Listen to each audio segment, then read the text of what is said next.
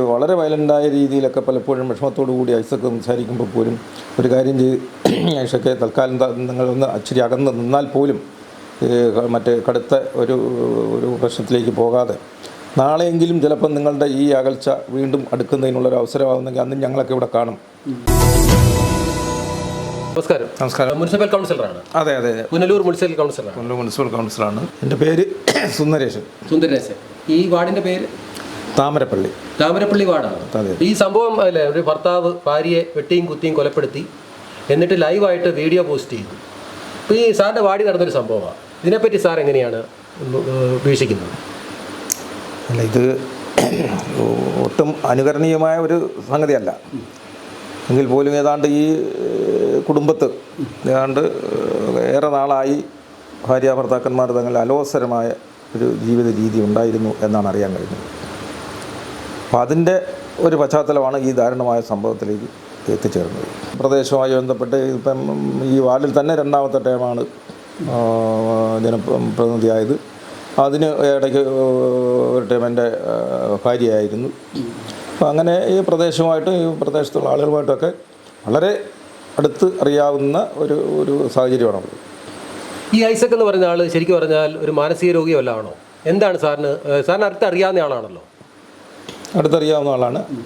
ഇങ്ങനെ ഒരു അഭിപ്രായം എനിക്കില്ല. മാനസിക രോഗിയാണെന്ന്. പക്ഷേ ഇവർ ഭാര്യയും ഭർത്താവും തമ്മിലുള്ള ഒരു വിശ്വാസതയിൽ എന്തൊക്കെയോ ഭംഗങ്ങളുണ്ടായിട്ടുണ്ട്. അത് വേറൊരു തലങ്ങളിലേക്കൊക്കെ കടന്നു പോയിട്ടുണ്ട്. പക്ഷേ പൊതുജനങ്ങളുടെ പൊതുവേയും മറ്റു കുഴപ്പക്കാരനോ പ്രശ്നക്കാരനോ ആയിട്ട് ഇതുവരെ തോന്നിയിട്ടില്ല. ഒരു മദ്യപാനിയാണെന്നോ അല്ലെന്നോ ഒക്കെ പറയുന്നുണ്ട്. ഇല്ല, അങ്ങനൊരു സ്ഥിരം മദ്യപാനമായിട്ടോ ഒരു കേസുകളോ ഒന്നും ഉണ്ടായിട്ടില്ല. അപൂർവമായിട്ടൊക്കെ മദ്യം ഉപയോഗിക്കുമായിരിക്കും. പിന്നെ മദ്യം ഉപയോഗിക്കുന്നവരുമായിട്ടൊന്നും നമുക്ക് കൂടുതൽ അടുപ്പവും ചങ്ങാത്തവും ഇല്ലാത്തതുകൊണ്ട് ആ കാര്യങ്ങളത് കൂടുതൽ അറിയത്തില്ല. പക്ഷേ കുടുംബത്തെ കൂടുതൽ നോക്കിക്കൊണ്ടിരുന്നത് ശാലിനിയാന്ന് പറയുന്നു. പക്ഷേ ചിലവർ പറയുന്നു ഐസക്കാന്ന് പറയുന്നു.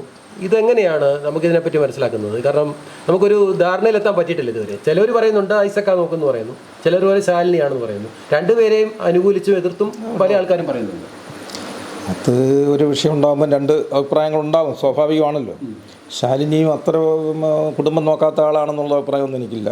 കുടുംബത്തിലെ കാര്യങ്ങൾ നോക്കാറുണ്ട്, ശ്രദ്ധിക്കാറുണ്ട്. അതിനുവേണ്ടിയാണല്ലോ ഇപ്പം ഈ സ്കൂൾ ബസ്സിലുമൊക്കെ ഇതിൻ്റെ ജോലിയായി ബന്ധപ്പെട്ട് പോയിട്ടുള്ളതൊക്കെ. പക്ഷേ അതല്ല പ്രശ്നം. അതിലുപരി ഇതിൻ്റെ ഒരു പിന്നാമ്പുറം എന്ന നിലയിൽ ഭാര്യാഭർത്തൃ രംഗത്തുണ്ടായിട്ടുള്ള എന്തോ അഭിപ്രായ അനൈക്യം, അതാണ് ഇവിടെ സംഭവിച്ചത്. ഇല്ല, ഈ ഐസക്കും അത്ര മോശക്കാരനൊന്നും അല്ല. കഴിയുന്നിടത്തോളം അധ്വാനിക്കുന്നവനും അധ്വാനിക്കുന്നത് കുടുംബത്തിന് വേണ്ടി ചെലവഴിക്കുന്ന ഒരാളുമാണ്. അത്ര ദുർനടപടിയോ ദുരുപയോഗമോ അല്ലെങ്കിൽ അത്തരത്തിൽ ഉള്ള ഒരു ആളായിട്ട് എനിക്ക് തോന്നിയിട്ടില്ല. ഈ ഐസക്കിൻ്റെ മകൻ എന്നുള്ള നിലയിൽ ഐസക്കിന് താല്പര്യമുള്ളതായതുകൊണ്ട് അവൻ്റെ അധ്വാനത്തിൻ്റെ ഭാഗം മകൻ്റെ ചികിത്സയ്ക്ക് ചെലവഴിച്ചിട്ടുണ്ട്. പിന്നെ അമ്മ എന്നുള്ള നിലയിൽ കുടുംബത്തിൻ്റെ കാര്യങ്ങൾ നോക്കുന്നതോടൊപ്പം അതുപോലെ തന്നെ ഏതെങ്കിലും തരത്തിലുള്ള അധ്വാനത്തിലൂടെ കിട്ടുന്ന ഗുണവും ഈ ക്യാൻസർ പേഷ്യൻ്റ് ആയതുകൊണ്ട് കൂടുതൽ പണച്ചിലവൊക്കെ ഉള്ളൊരു ചികിത്സയാണ്. അപ്പോൾ ആ നിലയിൽ ശാലിനിയും ഉത്തരവാദിത്വം നിറവേറ്റുന്നുണ്ട്. ഇത് ഈ സംഭവത്തെക്കുറിച്ച് ഈ പറയുന്നുള്ള ഇവർ തങ്ങളിലുള്ള അനൈക്യമാണ്, വേറൊന്നും അതിൻ്റെ പിന്നിലില്ല. അല്ല, ഏതെങ്കിലും സമയത്ത് സാറിനോട് ഇങ്ങനെ ഏതെങ്കിലും ഒരു വിഷമം ആരെങ്കിലും പറഞ്ഞിട്ടുണ്ടോ? പിന്നെ ഏതെങ്കിലും കാര്യത്തിൽ ഇടപെടാൻ പറ്റിയിട്ടുണ്ടോ? ഉണ്ട്. നിരവധി തവണ ഇതിൻ്റെ ചെറിയ സൂചനകൾ ഐസക് സൂചിപ്പിച്ചിട്ടുണ്ട്. കുറേ കാര്യങ്ങൾ പറഞ്ഞിട്ടുണ്ട്. 2-3 തവണ പോലീസിൽ തന്നെ പരാതി 2 കൂട്ടരും കൊടുക്കുകയും 2 കൂട്ടരും അവിടെ വിളിപ്പിക്കുകയും അവർ സമന്വയത്തിൻ്റെ ചില നിർദ്ദേശങ്ങളും ശ്രമങ്ങളും ഒക്കെ പോലീസിൻ്റെ ഭാഗത്തുനിന്നും ഉണ്ടായിട്ടുണ്ട്. അതിലുപരി കൗൺസിലർ എന്നുള്ളത് നമുക്കിപ്പോൾ പബ്ലിക്കിനോട് ഒരു കുടുംബത്തിൽ നടക്കുന്ന ആന്തരികമായ വിഷയങ്ങൾ പബ്ലിക്കിനോട് പറയാൻ പറ്റത്തില്ല. എങ്കിൽ പോലും ഞാനും ഒരു പരിധിവരെയൊക്കെ ഇടപെട്ടിട്ടുണ്ട്, സംസാരിച്ചിട്ടുണ്ട്. ഈ വളരെ വയലൻ്റായ രീതിയിലൊക്കെ പലപ്പോഴും വിഷമത്തോടു കൂടി ഐസക് സംസാരിക്കുമ്പോൾ പോലും ഒരു കാര്യം ഐസക്കെ തൽക്കാലം നിങ്ങളൊന്ന് അച്ചിരി അകന്ന് നിന്നാൽ പോലും മറ്റേ കടുത്ത ഒരു പ്രശ്നത്തിലേക്ക് പോകാതെ നാളെയെങ്കിലും ചിലപ്പം നിങ്ങളുടെ ഈ അകൽച്ച വീണ്ടും അടുക്കുന്നതിനുള്ളൊരു അവസരമാകുന്നെങ്കിൽ അന്നും ഞങ്ങളൊക്കെ ഇവിടെ കാണും. ഞങ്ങളൊക്കെ വേണ്ട രീതിയിൽ ഇടപെട്ട് നിങ്ങൾ ഒരു ദുരന്തത്തിലേക്ക് പോകാത്ത തരത്തിൽ ചിന്തിക്കണം എന്ന് നിർദ്ദേശിച്ചിട്ടുണ്ട്. 2-3 വർഷക്കാലം കൊണ്ട് ഇവരുടെ ഈ മാനസികമായി അകലുന്ന ചില വിഷയങ്ങളുണ്ട് അത് പരിഹരിച്ചു പോകുന്നെങ്കിൽ ഞാൻ തയ്യാറാണ് എന്നുള്ള തലത്തിലൊക്കെ സൂചന വന്നിട്ടുണ്ട്. പിന്നെ ഏത് തരത്തിലുള്ള ഇതുണ്ടായിട്ടും പൊരുത്തപ്പെടാനൊക്കാത്ത ഒരവസ്ഥയിലേക്ക് ആ കാര്യങ്ങൾ പോകുന്നത് എന്നുള്ളത് കൊണ്ട് ഏതെങ്കിലും ഒരു കടുത്ത പ്രവൃത്തിക്ക് പോലും ഞാൻ അയക്കാം എന്നൊക്കെ സൂചിപ്പിച്ചിട്ടുണ്ട്. അവിടെയൊക്കെ നമ്മൾ വളരെയേറെ സമ്മർദ്ദം ചെലുത്തി ആ കാര്യത്തിൽ നിന്ന് അദ്ദേഹത്തെ പിന്തിരിപ്പിക്കാനും ശ്രമിച്ചിട്ടുണ്ട്. അല്ല, അത് സത്യമാണെന്ന് സാറിന് തോന്നിയിട്ടുണ്ടോ? അങ്ങനെ ഒരു സത്യം ഒരു അന്വേഷണം നമ്മൾ നടത്തിയിട്ടില്ല. ഇവർ തങ്ങളിൽ എന്തൊക്കെയോ പ്രശ്നങ്ങൾ ഉണ്ട്. പക്ഷേ ഈ അകലാൻ പറ്റുന്ന ഒരു വിഷയമായിരുന്നെങ്കിൽ അങ്ങനെ രണ്ടുപേർക്ക് അകന്നു പോയാൽ പോരായിരുന്നു അതിന്. പക്ഷേ ഇത്രയും ഒരു വിഷയം, ഈ ഒരു കൊലപാതകത്തിലേക്ക് കലാശിക്കേണ്ട ആവശ്യമുണ്ടായിരുന്നു. അത് തന്നെയാണ് ഞങ്ങളുടെ ഭാഗത്തു നിന്നും ഉണ്ടായിട്ടുള്ള നിർദ്ദേശങ്ങൾ. ഒരു ദുരന്തത്തിലേക്ക് പോകാതെ, ഒരു ക്രൂരതയിലേക്ക് പോകാതെ, ഒരു കൊലപാതകത്തിലേക്ക് പോകാതെ ഉള്ള ഏതെങ്കിലും സാഹചര്യത്തിലേക്ക് നിങ്ങൾ ചിന്തിക്കണം എന്നുള്ള നിർദ്ദേശം ഞങ്ങളുടെ ഭാഗത്തു നിന്ന് ഉണ്ടായിട്ടില്ല. അതൊന്നും സാധാരണ രീതിയിൽ എല്ലാവരുടെ ഭാഗത്തു നിന്നും ഉണ്ടാകുന്ന ഒരു സംഗതിയല്ല. അതിൻ്റെ പ്രചോദനം അല്ലെങ്കിൽ അതിൻ്റെ വികാരം എന്താണെന്ന് ഐസക്കിനെ മാത്രമേ അറിയത്തുള്ളൂ. ഈ വിഷയം എപ്പോഴാണ് അറിയുന്നത്, ഇങ്ങനെ കൊലപാതകം നടന്നു എന്നൊക്കെ ഉള്ളത്?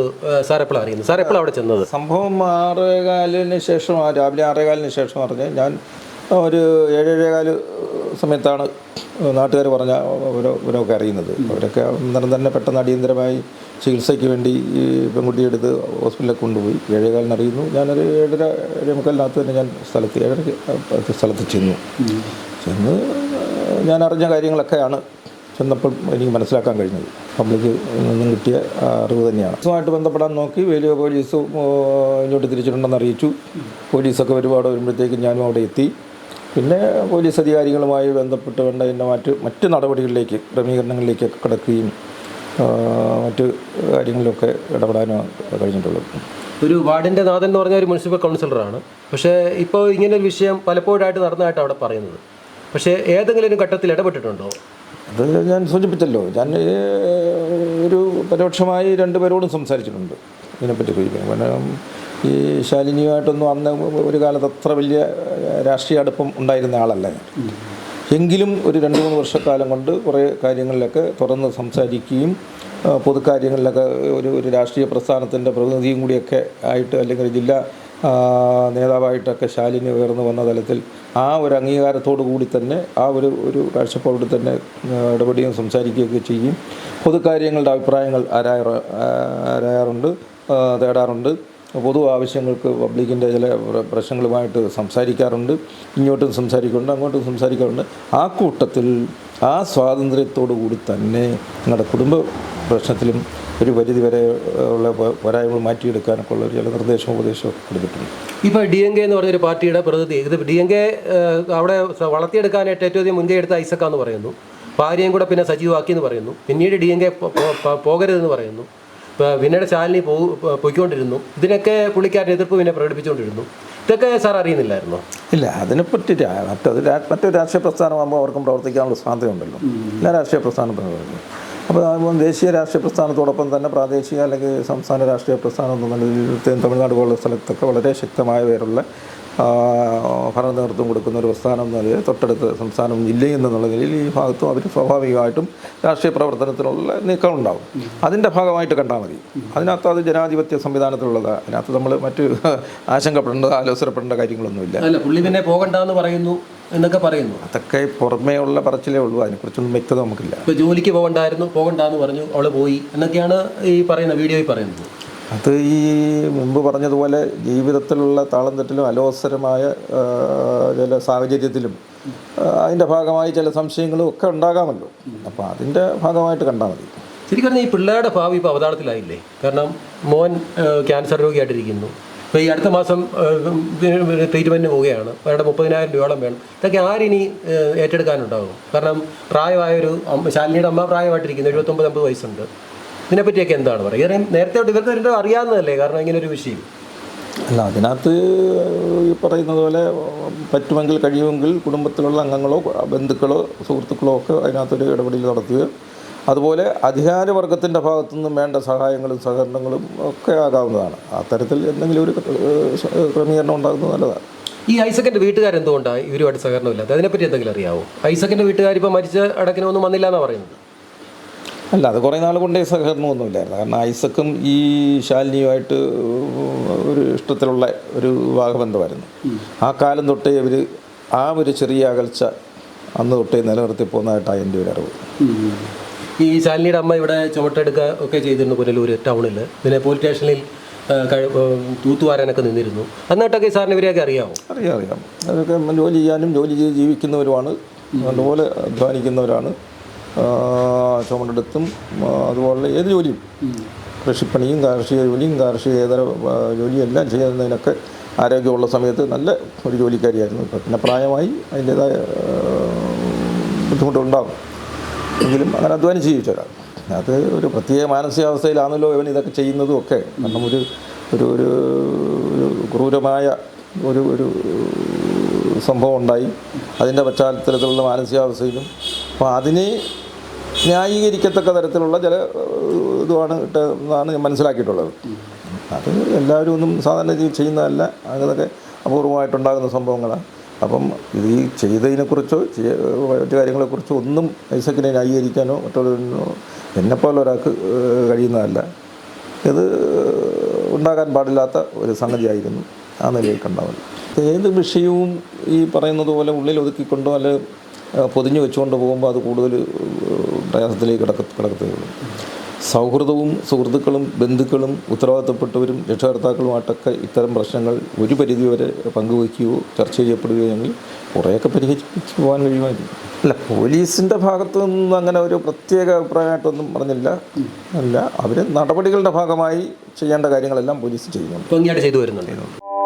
കൂടുതൽ വാർത്തകളും വിശേഷങ്ങളും നിങ്ങൾക്ക് ലഭിക്കാൻ കേരളീയം ന്യൂസ് സബ്സ്ക്രൈബ് ചെയ്യുക. കൂടെ ബെൽ ബട്ടണും അമർത്തുക.